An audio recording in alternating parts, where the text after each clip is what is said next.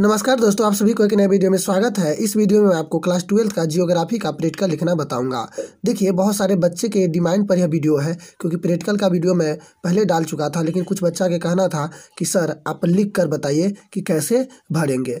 तो इस वीडियो में आपको बताऊँगा कि आपको कैसे प्रैक्टिकल की कॉपी लिखना है। तो चलिए इस वीडियो को स्टार्ट करते हैं। वीडियो पसंद आएगा तो वीडियो के लाइक और नए हो तो चैनल को सब्सक्राइब जरूर करें, साथ में दोस्तों के पास शेयर भी जरूर करें। तो देखिए, सबसे पहले तो आपको क्या करना है, एक नोटबुक और एक बुक ले लेना है। जब आप खरीदेगा तो आपको ये दोनों चीज़ मिल जाएगा। तो देखिए, इसमें आपको देखिए यूनिट 1 है, यूनिट 2 है, यूनिट 3, यूनिट 4, ये टोटल यूनिट 7 है। समझ गए ना। तो इसी में से आपको क्या करना है, लिखना है। कैसे लिखना है चलिए हम आपको बताते हैं। जैसे मान लीजिए इसमें से आप फर्स्ट कोई भी लिख सकते हैं, यानी आपको मन है ये नहीं लिखना, ये नहीं लिखना, ये लिखना है तो आप इसको लिख सकते हैं। तो चलिए हम आपको बताते हैं। जैसे यहाँ फर्स्ट है, अगर हम फर्स्ट लिखते हैं, फर्स्ट नंबर आंकड़े, स्रोत और संकलन, तो यहाँ लिख देंगे नेम ऑफ द एक्सपेरिमेंट में। ये आपको कहाँ लिखना है, इंडेक्स में लिखना है। समझ गए। आंकड़ों, स्रोत और संकलन, यानी फर्स्ट लिखना है तो आपको यह फर्स्ट इसमें लिख देना है। और यहाँ डेट ऑफ एक्सपेरिमेंट, जिस डेट के आप लिखिएगा ना, इसीलिए हम डेट नहीं लिखे, क्योंकि जिस डेट को आप लिखिएगा यह उस डेट को आप यहाँ लिखिएगा। समझ गए। और यहाँ पेज नंबर, तो चलिए पेज नंबर यहाँ कैसे लिखेंगे। तो देखिए, हम यहाँ फर्स्ट क्या लिखे हैं, आंकड़ों, स्रोत और संकलन। तो यहाँ हम आगे देखिए यहाँ से लिखने के स्टार्ट करेंगे। एक्सपेरिमेंट नंबर आप 1 लिखे हैं तो यहाँ 1 दीजिएगा। यहाँ पेज नंबर 1 है। सबसे पहले तो आप पेजिंग कर लीजिएगा, 1 2 3 4 5 जितना है टोटल पेज लिख लीजिएगा। तो फर्स्ट में क्या है, आंकड़े, स्रोत और संकलन। तो आपको कैसे लिखना है, सबसे पहले तो आपको अलग अलग पेन के यूज करना है। समझ गए। तो इसका आंसर आपको आंकड़े, स्रोत और संकलन का आंसर आपको बता देते हैं कहाँ कैसे मिलेगा। तो देखिए, ये पेज नंबर 5 में आपका इसका आंसर मिलेगा। तो पेज नंबर आप 5 निकालिए। तो देखिए, यही पेज नंबर 5 है। तो आपको क्या करना है, जैसे जैसे है वैसे वैसे आपको क्या करना है, लिख देना है। जैसे मान लीजिए फर्स्ट आंकड़े, स्रोत और संकलन, तो यह लिख दिया है यहाँ। समझ गए। उसके बाद आगे देखिए यहाँ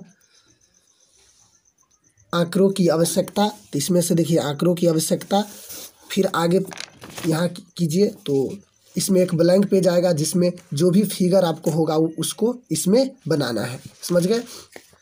फिर अगला है आंकड़ों के स्रोत, तो फिर देखिए यहाँ आंकड़ों के स्रोत लिखा हुआ है। तो आपको जिस तरीके से है ना, उसी तरीके से क्या करना है, लिख देना है। आप अलग अलग पेन करके लिख सकते हैं, ब्लू, ब्लैक, कोई भी पेन यूज करके आप लिख सकते हैं। समझ गए। तो अब देखिए, मान लीजिए फर्स्ट लिखाया है। फर्स्ट कहाँ तक लिखाया है, ये 3 पेज में भी है,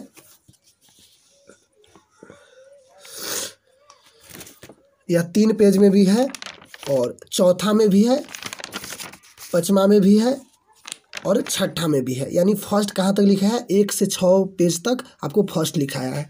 तो जो ये पेज नंबर था ना, इसमें आपको क्या लिखना है, 1 से 6।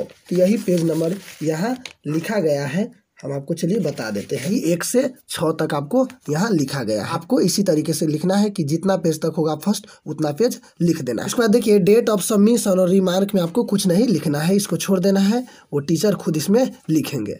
चलिए, अब फर्स्ट मान लीजिए 6 में लिखा गया, अब 7th पेज में लिखना है। तो 7th में आप दूसरा लिखिएगा ना।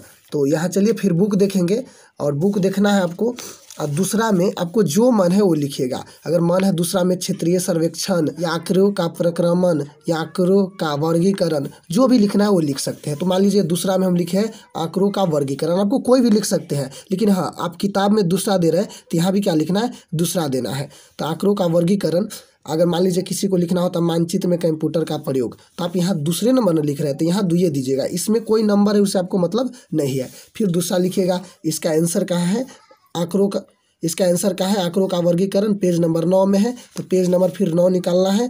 पेज नंबर 9 में देखिए इसका आंसर मिल जाएगा। आप इसी तरीके से फिर क्या कीजिएगा, इसको इसमें लिख लीजिएगा। समझ गए।